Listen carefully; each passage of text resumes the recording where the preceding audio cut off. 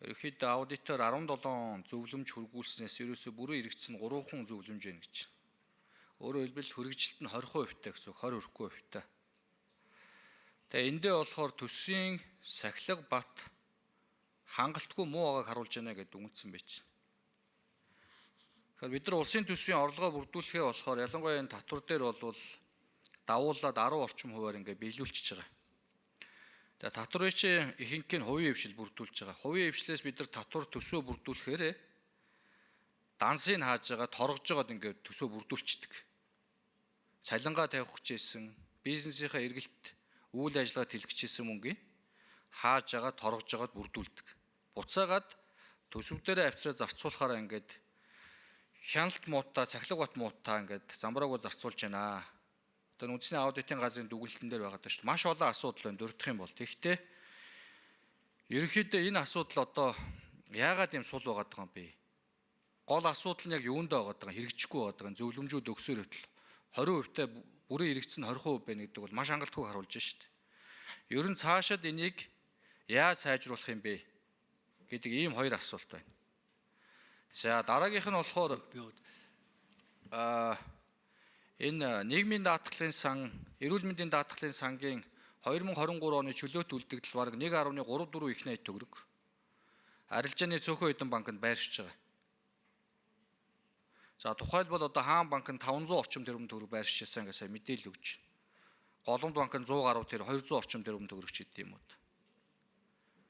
За ингээ байршихтаа одоо ямар хэмжээний хүүтэй байршиж байгаа вэ? Ер нь бол зөвхөн энэ эрүүл мэнд нийгмийн даатгалын сан гэлтгүү одоо төрийн өмчт компаниуд байж байгаа. Эрдэс 5 толгой, бусад олон төрийн өмчт компаниуд сангуудын мөнгө байршиж байгаа. Энэ мөнгүүд ер нь ямар хүүтэй байршиж идэм бэ? Төсвийн мөнгө чи эргээл цаанаа татвар төлөгчдийн мөнгө байж байгаа шүү дээ. Тодорхой хэсэг нь. Тэгээ буцаагаад арилжааны банкнаас иргэд аж ахуйн нэг зээл авахаараа 20-30% зээл авдаг. Арилжааны банкуд нь хажуудаа баахан банк усуудаа тэрүүгээрээ 30-40% зээлдэг ч хэлээ. Тэгэхээр ийм асуудал дээр Монгол банк ямархуу бодлого барьж байгаа юм бэ сангийн яам. Татвар төлөгчдийн мөнгө төсөв рүү ороод төсвийн орлого болоод буцаад банкн дээр очиж байршихаар хүүтэй байгаа мó хүүгүй байгаа мó ямар хүүтэй байгаа. Эргээд иргэдэн аж ахуйн нэгжийн зээл авахаараа маш өндөр хүүтэй зээл авдаг. Маш хүнд нөхцөлтэй хамаг барьцаа маш өндөр шалгуур тавьж авдаг. Тэгэхээр энэ дээр нэг тодорхой хариулт өгөөч. Ямар хэмжээний хүүгийн орлого олсон бэ? Дараа 1 минут сунгаад авчихв. За 1 минут сунгая. Ганцэр гишүүний микрофоныг өгье.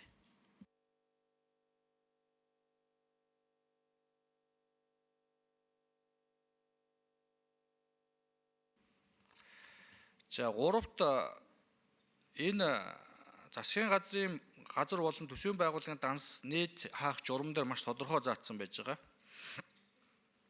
За энэ санхүү төсвийн асуудал эрхэлсэн дөрвөн захиргааны төв байгууллага энэ журмын 2-3 цаасан зөвшөөрлийг олгохдоо Монгол Улсын засгийн газрын болон төсвийн байгууллагын банкнд дах өглөг харилцах хадгаламжийн дансыг тухайн банкны нийт активын 30% сэтрүүлэхгүй байна гэдэг. Энэ шаардлага ер нь ямар байгаа вэ банк болгон дээр? За тэгээ аудитын газрын дүгнэлт дээр бас нэг тодруулах зүйл байгаад байгаа. Энэ замын төгжрлийг бууруулах төсөл арга хэмжээнд батлагдсан санхүүжилтээс 260 тэрбум төгрөг зарцуулсан олгосон. Тэгвэл хөрөнгийн зардлын санхүүжилтийг 76.5 тэрбум төгрөгөөр бууруул тайлгнасан байна гэдэг чинь. Энэ одоо зөрчил юм уу, юу юм? Нэг жоохон тодорхой тайлбарлаач ээ. За авъя. За хариулъя. За эхлээд аудит 8 номерын микрофон. Ерөнхий аудитын орлогч Самбууны байна. Ганцрэг гишүүний асуултанд хариулъя. За ганцрэг гишүүний хэлж байгаа яг үнэхээр манай энэ төрийн аудитын байгууллагаас өгч байгаа зөвлөмжийн хэрэгжилт бол хангалтгүй байгаа нь үнэ. 2022 оны засгийн газрын нэгдсэн тайлангаар бид бол нийтдээ өгсөн зөвлөмжийн хэрэгжилт бол 72.2% бэлттэй байгаа. Ер нь бол цаашдын төсөв захирагчнаас өгч байгаа акт албан шаардлага зөвлөмжийн хэрэгжилтийг хангуулах үүднээс төрийн аудитын байгууллагын төрийн аудитын тухай хуулийн 42 дугаар зүйлд бол нэмэлт өөрчлөлт орсон байгаа. Энэ дээр бол зөвлөмжийн төлөвлөгөө хойд 136.1 тэрбум төгрөг байсан. За эрүүл мэндийн даатгалын санд төвлөрсөн мөнгөн дүн 9.9 тэрбум. За мөн эрүүл мэндийн ингээд манайх бол эрүүл мэндийн даатгалын сангийнхаа авилгад тооцоод Капитал банкны эрх хүлээн авагчаас 47.2 тэрбум төгрөгийн 78 объектыг бол хүлээж авсан байгаа. За үүнээс 31.5 тэрбум төгрөгийн 68 объектыг эрүүл мэндийн даатгалын ерөнхий газар дангаараа, за 15.7 тэрбум төгрөгийн 10 объектыг нийгмийн даатгалын ерөнхий газартай хамтарч ингэж бол хүлээж авсан байгаа. За ингээд Капитал банкнаас энэ 136.1 тэрбум төгрөгийн авалгаас 2024 оны 8 дугаар сарын 23-ны байдлаар тус банкны эрх хүлээн авагч 11.8 тэрбум төгрөгийг бэлнээр төлсөн байгаа. За би түрүү хэлсэн 46.7 тэрбум төгрөгийн үйл хөдлөлт. За 3 номерын микрофоныг нэмэлт минут өгье.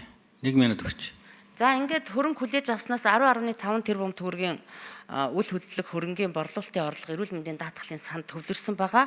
Одоо Капитал банкны эрх хүлээн авагчаас авах авлага маань 77.6 тэрбум төгрөгийн авлага байгаа. За Чингис хаан банктай холбоотой мөн одоо бид нар бас энэ бол 16 оны 8 дугаар сарын 8-ны өдрөөс эхэлсэн асуудал юм байна лээ, Чингис банктай холбоотой. Одоо бол манай авлага 30.7 тэрбум төгрөгийн авлагатай байгаа. Энэ шүүхэд хандсан дээд шүүхийн шийдвэр бол манай талд гарсан. Одоо энэ Чингис хаан банкнаас энэ мөнгийг эрүүл мэндийн даатгалын санд төвлөрүүлээ гэсэн. Тэгээ энэ дээр бол одоо бид нэр шүүхийн шийдвэр гүйцэтгэлийн газарт бол удаа дараа албан тоод хөргүүлж одоо энэ хөрөнгийг манай санд төвлөрөх талаар шаардлага бол тавиад ажиллаж байгаа. Одоо ямар